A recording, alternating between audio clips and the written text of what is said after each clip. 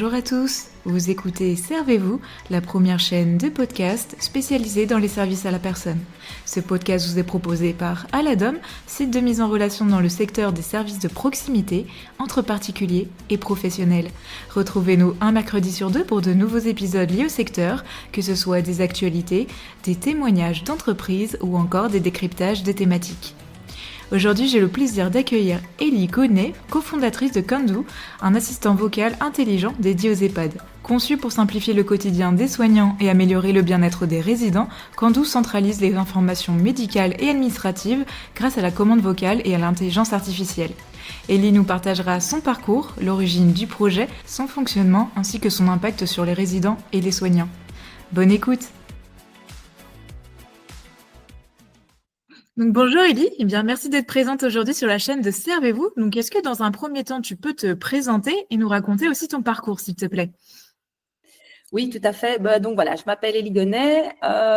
Mon parcours, je dirais qu'en fait, par rapport à Kandoo, je suis née en maison de repos, donc en EHPAD, comme on dit en France. Mes grands-parents avaient une maison de repos et puis mes parents.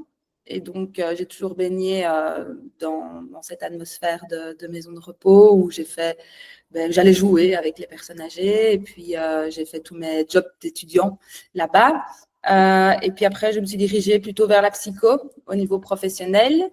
Et je me suis toujours dit que je ne reviendrai jamais travailler en maison de repos, sauf qu'un jour, il y a 8 ans de ça, mon beau-père m'a appelé en me disant qu'il avait besoin d'aide. Et donc, j'ai été l'aider à la direction de la maison de repos. Et puis voilà, après, des idées sont venues. Et puis après, on a créé Kandoo. Donc maintenant, on est un peu là pour parler du coup de Kandoo aujourd'hui. Donc je voulais te poser comme question forcément, comment vous est venue l'idée de créer Kandoo, votre assistant vocal dédié aux EHPAD? Eh bien, tous les deux, donc François-Xavier, qui est aussi cofondateur de Kandoo, tous les deux, on fait partie vraiment du milieu professionnel au niveau d'aide et de soins des personnes âgées. Lui, plutôt dans une résidence-service, donc c'est des appartements pour exclusivement personnes âgées. Et donc, de notre expérience professionnelle et de notre parcours, on a pu vraiment rencontrer des situations délétères parfois pour la santé des résidents. Durant notre parcours, on a vu les soignants s'épuiser face à la charge administrative. C'était très compliqué. Et en fait, on a décidé de changer un peu la donne parce qu'on avait plein de personnes qui venaient nous proposer des solutions, parce qu'on a déjà reçu beaucoup de commerciaux, nous proposer des solutions, mais jamais réellement vraiment par rapport à la problématique de terrain. Et donc, on s'est dit, on est du terrain, on a envie de vraiment changer les choses. Et donc, on a voulu faire les choses différemment. Et donc, on s'est inspiré du terrain. On a rencontré des soignants. On leur a demandé quelle était leur problématique parce que nous, on avait une vue un peu plus de direction, de financier, mais on vivait quand même les choses de la vie de tous les jours, de ce qui se passait. Et donc, on a fait vraiment des moments de partenariat avec les soignants pour finalement essayer de trouver la solution adéquate et idéale pour eux. Et donc, Kandoo est né. Exactement. Avec beaucoup de réflexion, beaucoup de changements. Oui, je me doute, ça, c'est le projet quand même. Voilà, exactement.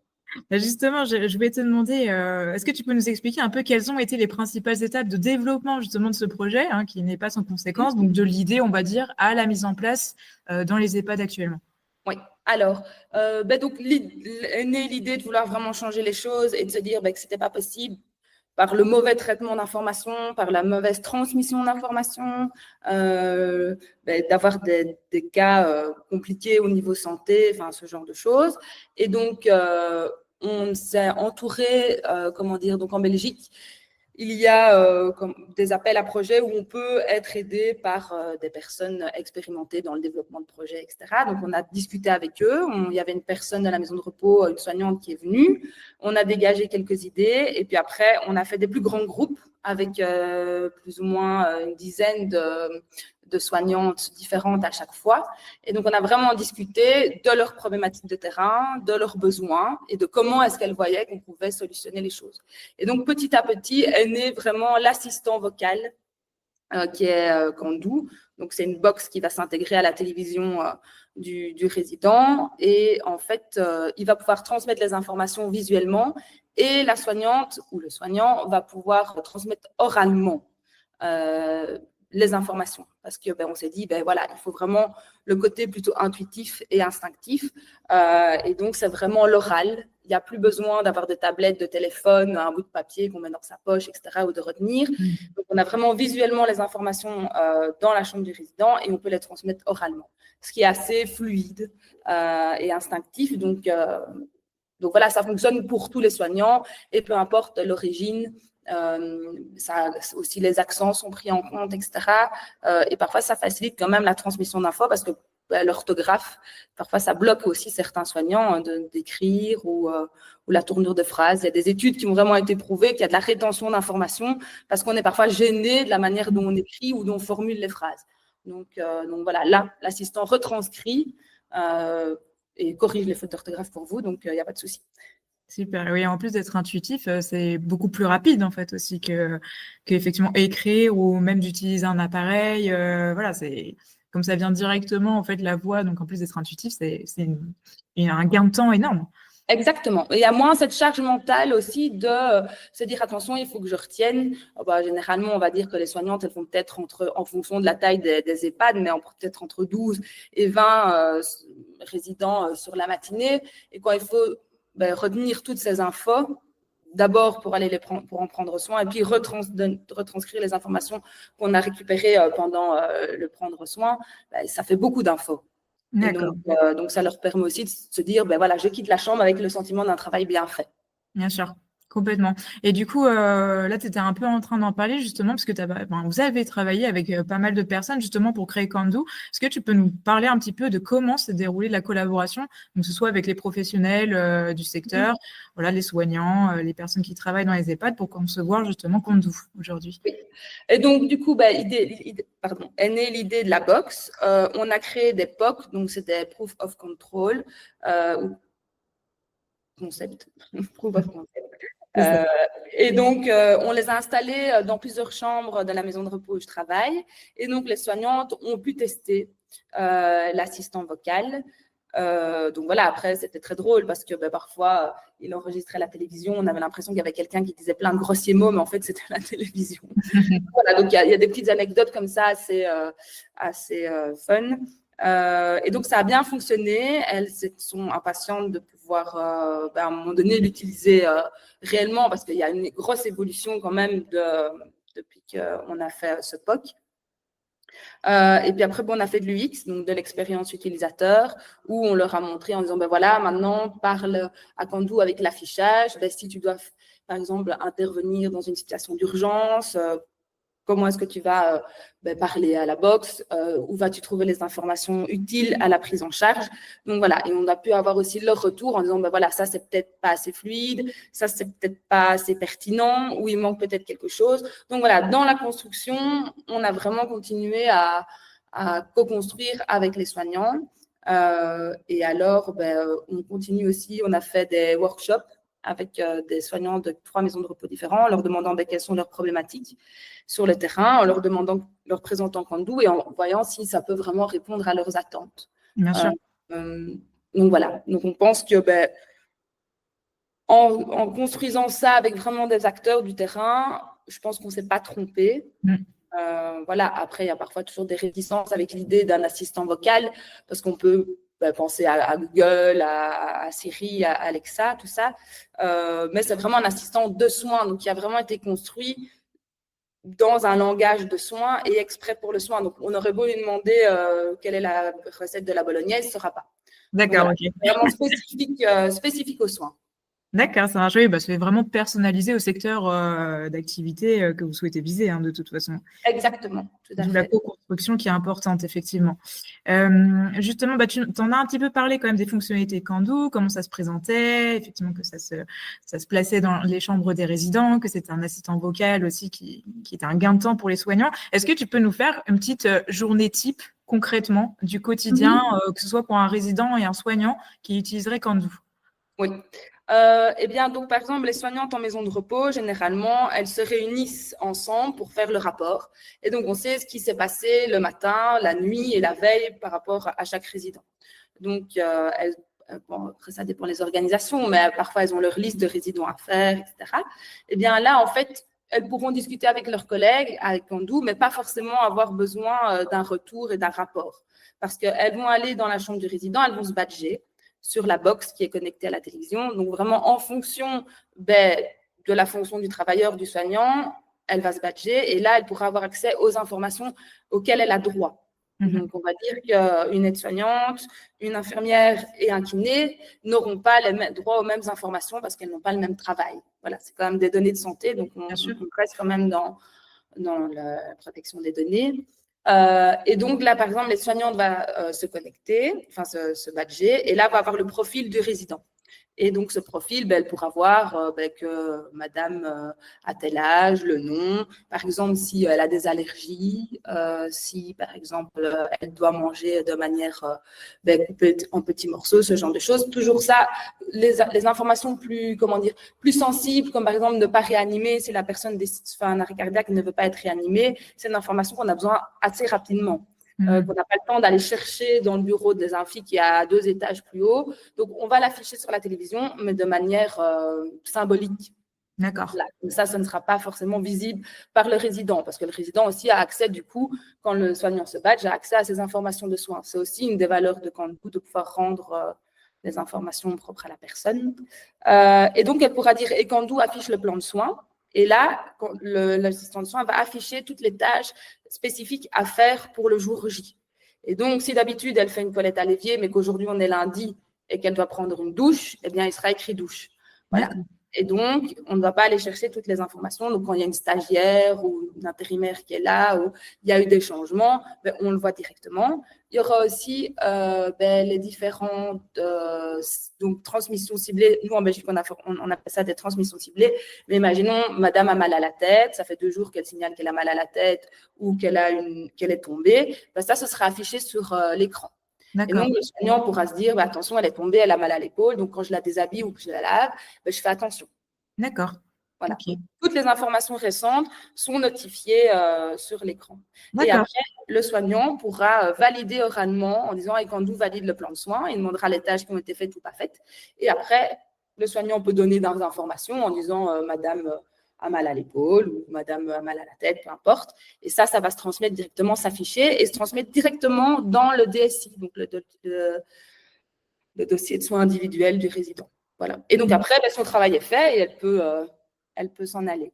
Voilà. Ça roule. C'est un peu comme je pensais à ça, un peu un journal de bord qui est mis à jour en temps réel quasiment. Exactement, okay. Tout à fait. Trop et cool. Donc, ce qui se passe, c'est qu'il y a un soin plus participatif parce qu'il n'y a plus de tablette, il n'y a plus de téléphone. Parce qu'il faut aussi penser à prendre la tablette, à la recharger, voilà. Et puis après, on sait bien aussi être face à un résident et regarder la tablette. Voilà, la télé, ça se fond dans le lieu de vie. Tout le monde a une télévision presque maintenant, surtout les personnes âgées. Donc voilà. Et aussi, le résident, c'est les informations qui sont données par rapport à sa santé ou par rapport à sa vie journalière. Donc, si la soignante va prendre sa tension ou sa température, il saura qu'il a 38 de fièvre ou que sa tension est de 10,8, par exemple. D'accord. Donc, voilà, il a aussi accès à toutes ces informations de soins qui lui appartiennent. Bien sûr. Donc, ça, on pense que c'est important. Il y a certaines personnes qui nous posent la question en disant, mais est-ce que vous pensez que c'est une bonne idée ? Alors, en effet, s'il y a des choses plus touchy, ça, on peut toujours le faire sur l'ordinateur, mais je pense que c'est important aussi aux personnes âgées. Combien de fois, moi, on ne m'a pas dit, je n'ai pas accès à mon traitement médicamenteux, je ne sais même pas ce qu'on me donne. Ce n'est pas parce qu'on a 80 ans qu'on ne peut pas savoir ce qu'on prend comme médicament, ce qu'on nous donne, ce qu'on va nous faire, ou l'attention qu'on a, ce genre de choses. Donc ça fait partie aussi de nos valeurs. Ouais, une volonté de transparence un petit peu vis-à-vis du résident, ouais. Voilà. Et donc aussi, Kandou pourra par exemple rappeler au résident qu'il est midi, qu'il doit descendre manger, ou après-midi que s'il fait chaud, on peut le programmer aussi en disant voilà, ça va être l'heure de la gym, pensez à prendre un petit verre d'eau avant d'aller. Voilà. Donc il y aura aussi, c'est pas encore d'actualité, mais il y aura un volet famille qui va être créé assez prochainement, où les familles pourront envoyer des photos ou des vidéos également.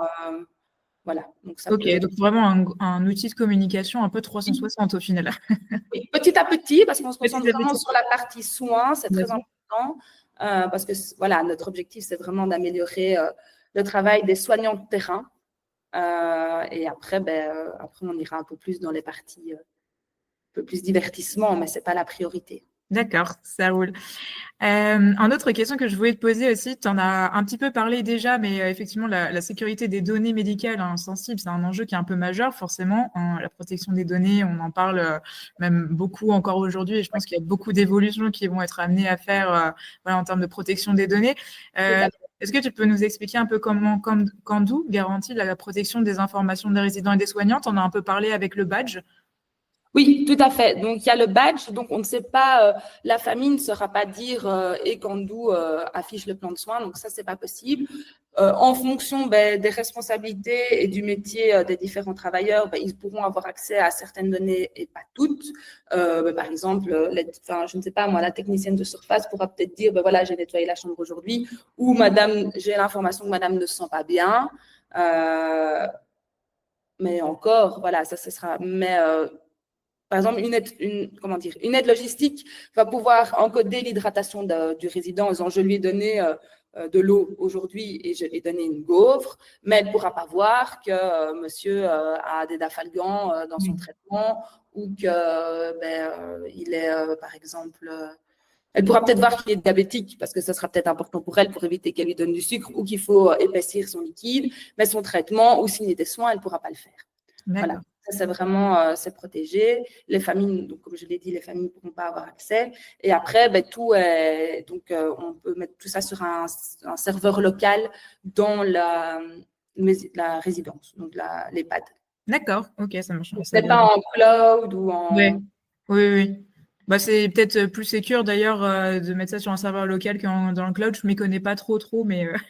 Oui, moi, c'est plutôt moi, je suis plutôt côté voilà, terrain humain. C'est vrai que la technologie, j'y apprends tous les jours, etc. J'y participe, mais c'est pas mon corps de… Enfin, je veux dire, Pas dans ton cœur de métier, ouais. donc voilà, j'apprends encore tous les jours, hein, mais donc c'est intéressant.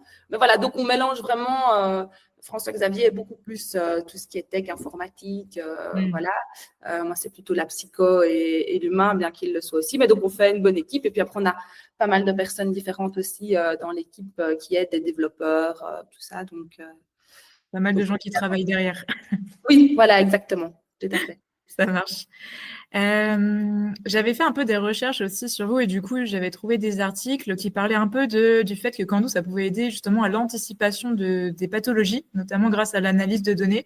Est-ce que tu peux nous en dire plus, du coup, sur cette fonctionnalité et notamment son impact potentiel sur la santé des résidents, qui est important, je pense.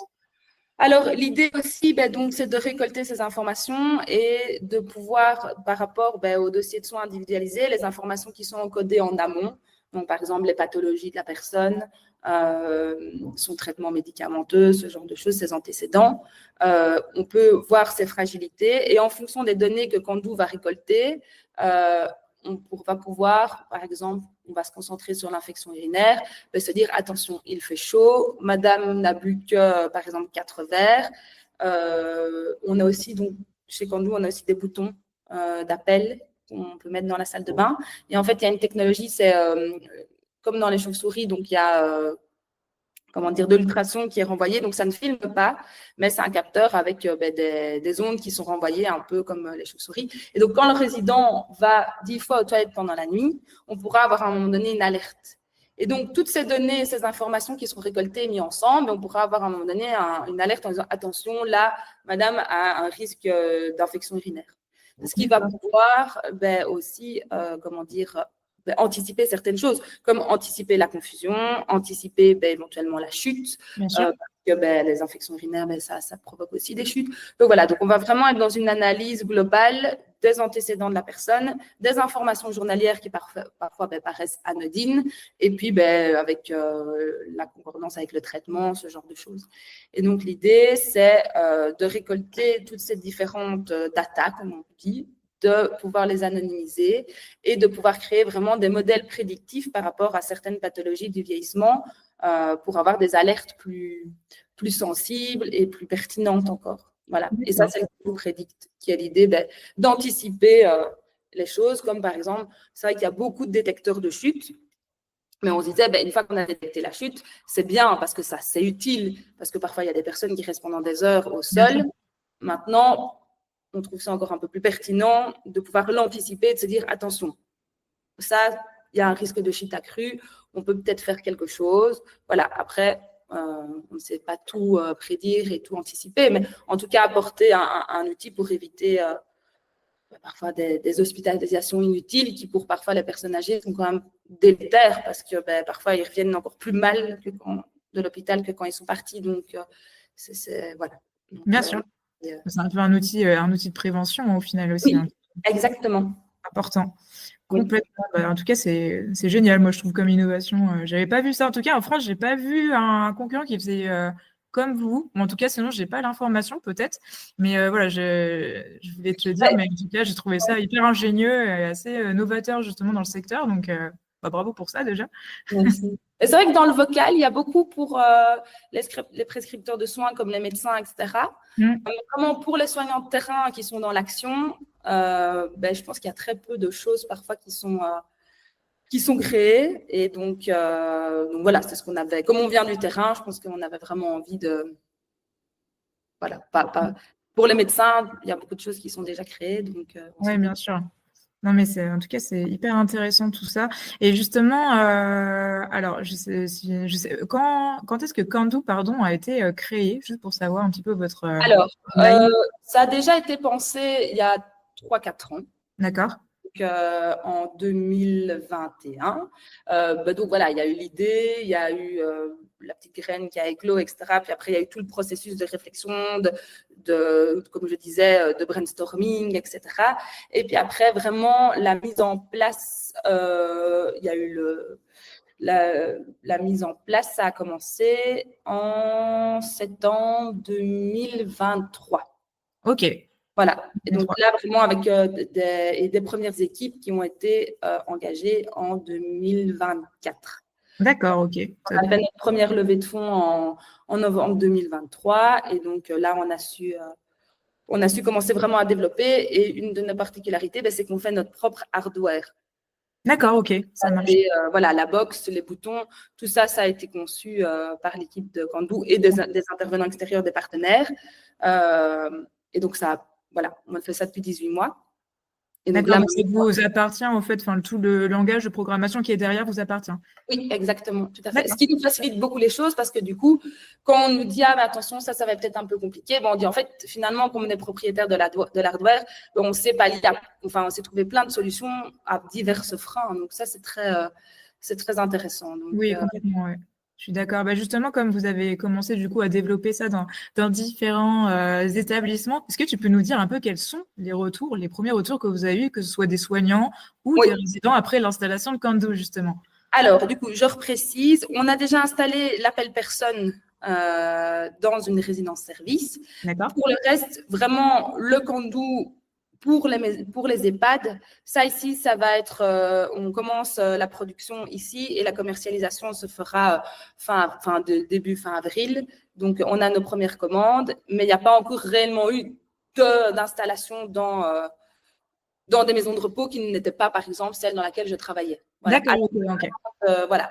Donc, ouais. Alors, du coup, ici, on a eu le salon soins et santé à Namur, qui est quand même un grand salon en Belgique, qui a lieu tous les 2 ans. Et donc, on a rencontré plein de soignants qui ont pu tester la solution. On a pu leur montrer.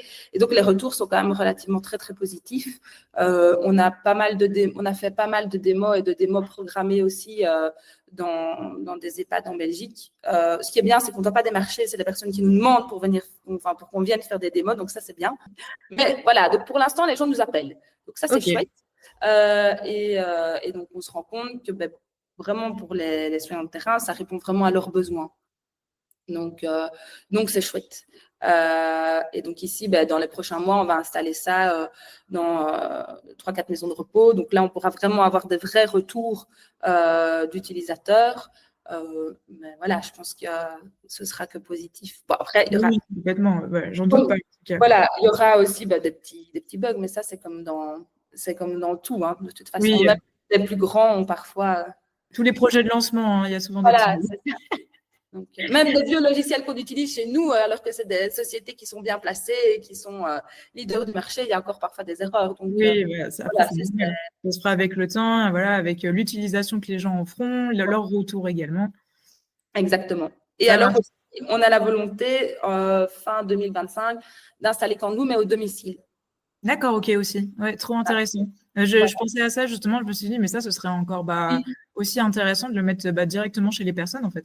Oui, exactement. Parce qu'en plus, ce qui est plus compliqué au domicile, c'est que c'est plein d'intervenants extérieurs, donc des soignants extérieurs de toute profession, mais qui ne communiquent pas vraiment ensemble, vu qu'ils ne font pas partie de la même entreprise ou de lieu de travail.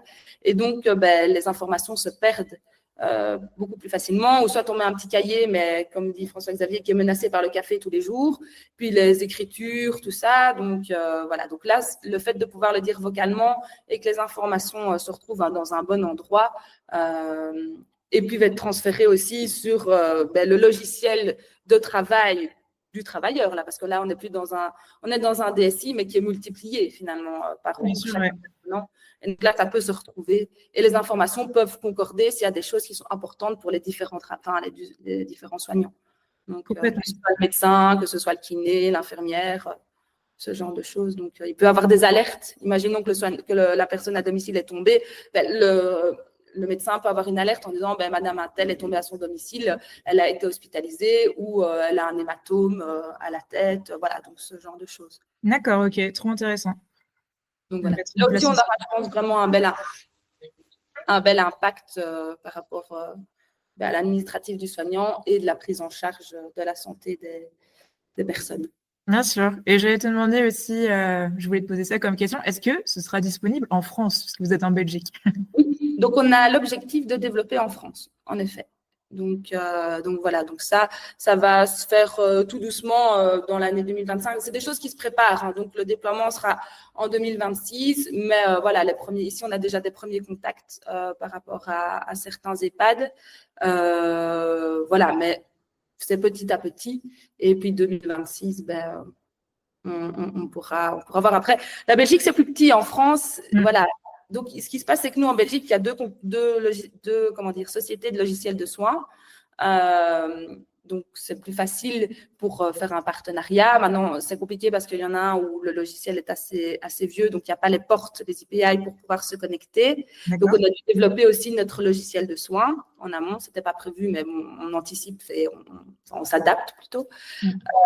En France, comme vous avez quand même l'obligation de l'interopérabilité, on pourra plus facilement se connecter. Heureusement, parce qu'il y a pas mal d'acteurs sur le marché. Ouais.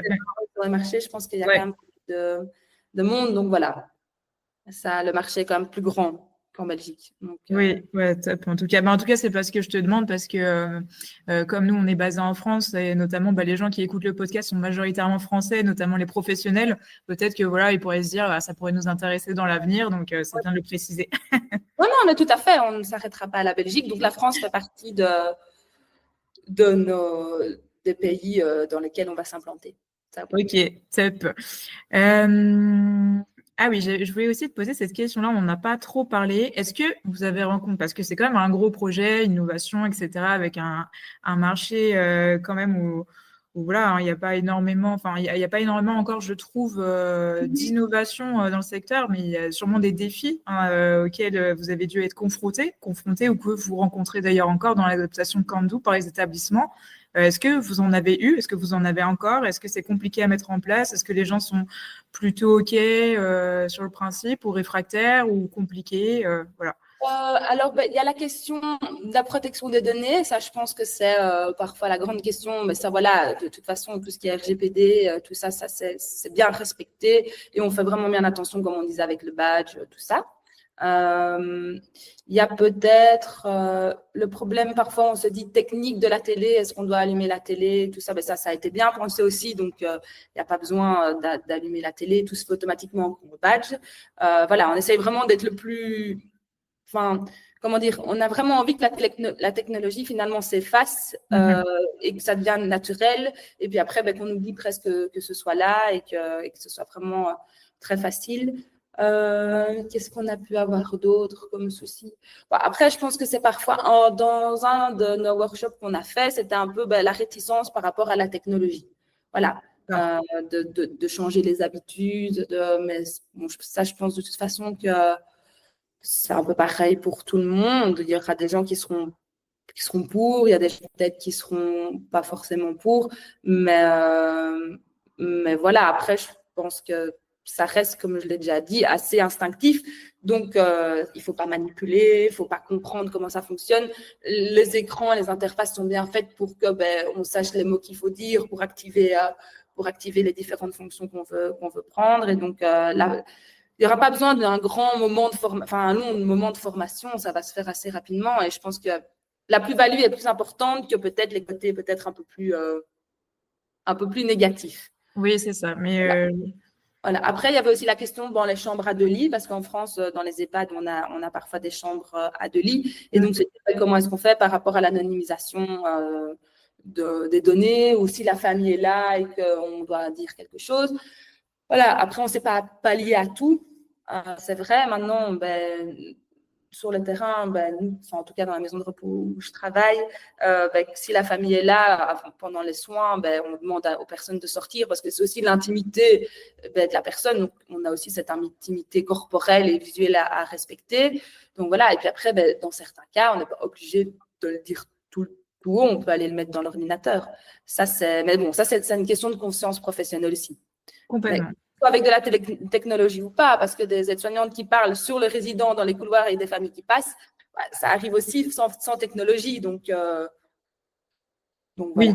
Oui, non, mais c'est vrai qu'on n'y pense pas aussi, mais c'est vrai que les gens parlent en fait dans les établissements. Voilà, il peut y avoir des données en tout cas qui peuvent être oui, voilà, qui sont dites comme ça à la volée. Voilà, à la volée inconsciemment en fait, sans faire attention, quoi. Exactement, tout à fait.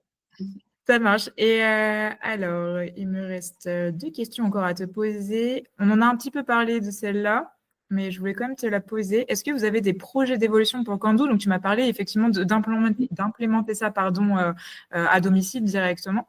Mais est-ce que vous souhaitez en tout cas l'implémenter dans d'autres structures de soins, dans les hôpitaux par exemple? Est-ce que ce serait possible? Alors, dans les hôpitaux, je pense que ça pourrait être possible. On a des pistes. Je pense que ce qui pourrait être très intéressant, c'est pour l'hospitalisation à domicile, pour que l'hôpital puisse récolter les informations importantes pour le suivi de l'hospitalisation à domicile. Parce qu'en Belgique, ça commence un peu je ne sais pas en France, mais en tout cas en Belgique, ça commence un petit peu ou en tout cas un suivi suite à une hospitalisation, tout ça. Dans les hôpitaux, alors on serait plutôt dans l'idée de la box, de faire le lien avec le dossier de soins, parce que ça, on ne touchera pas un logiciel de soins à l'hôpital, ça, on n'y touche pas, c'est trop complexe, chacun son métier. Mais voilà, il est en effet possible de pouvoir faire des partenariats et pour faciliter, à voir comment ça peut se mettre et s'utiliser dans le flux de travail d'un hôpital. D'accord, ok, ça marche. Donc en réflexion, mais on verra. Oui, c'est ça, on verra bien. Après, avec la technologie qu'on a et qu'on a créée, en fait, presque rien n'est impossible. Bien sûr. C'est possible, il faut chercher, etc. Maintenant, il faut voir quel est l'objectif, les valeurs. Mais c'est possible, en tout cas. D'accord. C'est déjà réfléchi, mais c'est la prochaine étape encore. Bien sûr, priorité, enfin step by step, on va dire. Oui, c'est ça, pour bien, parce que nous aussi, on a envie de bien faire les choses. On sait bien que les soignants ont souvent été déçus par des technologies ou des produits qui ont été créés pour eux. Et finalement, en fait, ça ne répondait pas à leurs attentes ou aux promesses qu'on en faisait. Et donc, on a aussi envie de bien faire les choses parce que le secteur, comme tu disais, il n'y a pas énormément de choses qui sont faites. Si les choses sont faites, elles sont faites par des personnes qui ne sont pas forcément du secteur ou du terrain. Donc, c'est un peu bon, on a pensé un truc pour vous, venez, maintenant, vous pouvez l'utiliser. Donc, ce n'est pas toujours très pertinent. Je pense qu'il y a une bonne idée de départ, mais dans la pertinence et dans l'utilisation, c'est parfois un peu plus complexe.